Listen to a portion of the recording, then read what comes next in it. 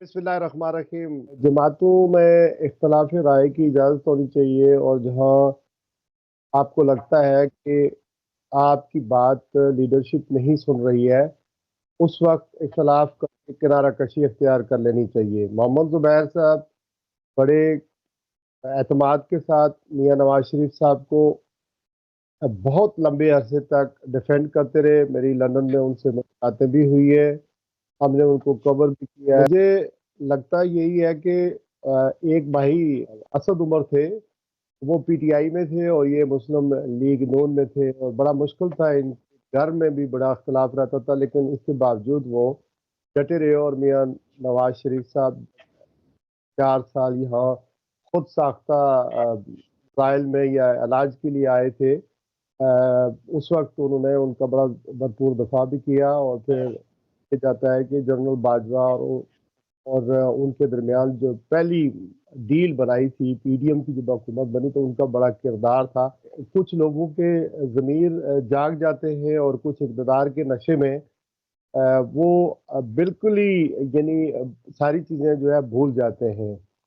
जब पीटीआई की हुकूमत 2018 में कायम हुई, तो ये सारे लोग उनको ये कहते थे कि इलेक्शन रिग्ड है, ये लाडला है, तरह तरह के इल्ज़ामात उनके ऊपर थे। और इमरान खान की हुकूमत 2022 में टपल की गई, अमेरिका की मदद से बैरूनी तौर पर एक साजिश हुई, फिर अंदरूनी तौर पर एक साजिश को अमली जमा पहनाया गया, और वो हुकूमत ख़त्म हो गई। उसके बाद हम आपने देखा कि 5 वज़ीर आज़म आ गए पिछले 2 ढाई सालों में, लेकिन पाकिस्तान की जो हालत हुई वो आप देख लें। 15 से 20 सीटें कम अज़ कम मुस्लिम लीग नून ने हासिल की हैं। बाकी ये जो रिसेंट इलेक्शन हुए, अगर फॉर्म 45 के मुताबिक जाए जाए या जो कुछ हमने देखा, जिस तरह पीटीआई के साथ जो कुछ हुआ, हमारा ताल्लुक पीटीआई से तो नहीं है, लेकिन जो कुछ हो रहा होता है, तो मियां नवाज शरीफ साहब को 1985 से उनकी सियासत को फॉलो करता हूँ। बार बार मियां नवाज शरीफ साहब एक एक एक, एक नारा बुलंद करते हैं जब अपोजिशन में होते हैं, एस्टैब्लिशमेंट को वो बुरा भला कहते हैं, वोट को इज्जत दो, और फिर उसके साथ ही जो है वो डील करके फिर दोबारा इक़्तिदार में आ जाते हैं। चौथी बार वज़ीर आज़म बनने के लिए उनसे तक किया था, और 6 फरवरी के जो हेडलाइनें देखें आप, जो अखबारों की है, वो यही था कि वज़ीर आज़म बस हल्फ उठाने वाले हैं मियां मोहम्मद नवाज शरीफ साहब। लेकिन कुछ तब्दील हो गया, और जो रिजल्ट आए उसमें उनको रिजल्ट नहीं मिले, और प्लान तब्दील हो गया। बेसिकली मियां नवाज शरीफ साहब 3 बार वज़ीर आज़म, पार्टी के सदर, और फिर मियां शहबाज शरीफ साहब भाई, उनके छोटे वो वज़ीर आज़म, बेटी वज़ीर आला पंजाब, 62% है पाकिस्तान का पंजाब। और इसके बाद मोदी जो है वो डिप्टी प्राइम मिनिस्टर है, इसाक डार साहब। उसके अलावा कोई शुमार जो होते हैं उनके पास हैं, और मीडिया के वो किंग हैं, बादशाह हैं, जो कि मीडिया उनकी जेब में रहता है। यानी lot of money and lot of experience and everything what I am trying to say. लेकिन पाकिस्तान की सियासत हो या पाकिस्तान का जो इस मौजूदा निज़ाम है या क्राइसिस है, उसमें मियां नवाज शरीफ साहब एंड शरीफ बरादरान इररेलेवेंट हैं। वजह क्या है? सिंपल वजह है कि अवाम का मैंडेट इनको नहीं मिला है, और ये फॉर्म 47 के ऊपर जानते बूझते हुए भी डेमोक्रेसी, वोट को इज्जत दो, सब चीजें, सब नारे लगाकर ये सारी बालाए ताक रखते हुए इन्होंने इक़्तिदार को गले में लगा लिया है। तो जो कमिश्नर थे चट्टा साहब, उन्होंने क्या कहा कि 13 सीटें, खाली 13 सीटें रावलपिंडी डिवीजन में मुस्लिम लीग नून हार चुकी है। और ये बड़े बड़े पार्लियामेंटेरियन, ये कोई नए यंग लोग नहीं है जिनको इक़्तिदार में है या असम्बली आने का शौक हो। In fact of the matter is कि मियां नवाज शरीफ साहब खुद लाहौर से हारे हुए हैं, इनको जबरदस्ती जितवाया गया है। तो बेसिकली इस वजह से ये कोई फैसला साजी में कोई इनका किरदार नहीं है, कि इनके पास अवामी मैंडेट नहीं है, और ये खामोश होकर बैठे हुए कोशिश कर रहे हैं। कि मोहसिन नकवी साहब डिप्टी प्राइम मिनिस्टर बन रहे थे, तो इन्होंने फिर कोशिश की कि मेरा समझी सागदार बन जाए, तो एक नोटिफिकेशन जारी करा के उन्हें डिप्टी प्राइम मिनिस्टर बना दिया। शहबाज शरीफ की प्रॉब्लम ये है कि जो लोगों ने यानी हमारी एस्टेब्लिशमेंट ने उन्हें लाकर बैठाया है और he is doing what he is told to do so, he is not, he is a face. In fact जो जो ताकत का मंबा या चश्मा या कॉरिडोर्स हैं वो कोई और है। मियां शहबाज शरीफ साहब डिलीवर नहीं कर सकते हैं। उसकी वजह यह है कि उनके उनकी काबीना में कौन लोग बैठे हुए हैं। वो फैसल वाडा को किसने किसने वोट कैसे वोट दे दिया, सेनेटर किया। औरंगजेब साहब को कहा, ये कौन थे, कहा कभी हमने नाम सुना है? जैसे मोइन कुरैशी का कभी किसी नाम नहीं सुना, तो अजीज का कभी किसी ने नाम नहीं सुना था। तो फर्क जहां तक दोनों भाइयों में है वो यही है कि लीडर तो मियां नवाज शरीफ साहब हैं, लेकिन चूंकि कंप्रोमाइज्ड है, इस वजह से पाकिस्तान में मिला नहीं और पाकिस्तान की सियासत से, पॉलिसी से वो बेसिकली इररेलेवेंट है। और रेलेवेंट कौन है? कैदी नंबर 804 यानी इमरान खान। क्यों इस वजह से रेलिवेंट है कि लोगों ने उसको वोट दिए हैं। रॉन्ग या राइट उसकी पॉलिसी हम डिस्कस नहीं करते।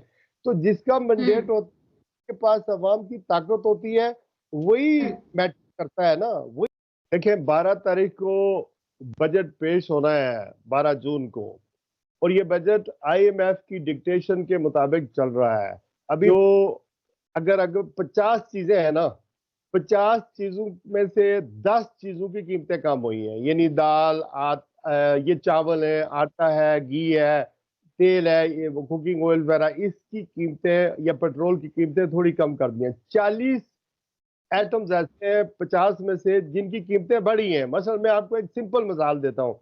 पेट्रोल हर बंदा इस्तेमाल नहीं करता है, लेकिन बिजली और गैस हर कोई इस्तेमाल करता है। तो बिजली और गैस की कीमतें तो बढ़ गई हैं क्योंकि हर आदमी वो इस्तेमाल करता है, लेकिन पेट्रोल की कीमत जो है वो कम करके दिखाया ये जा रहा है कि महंगाई कम हुई है। एक तो ये बात।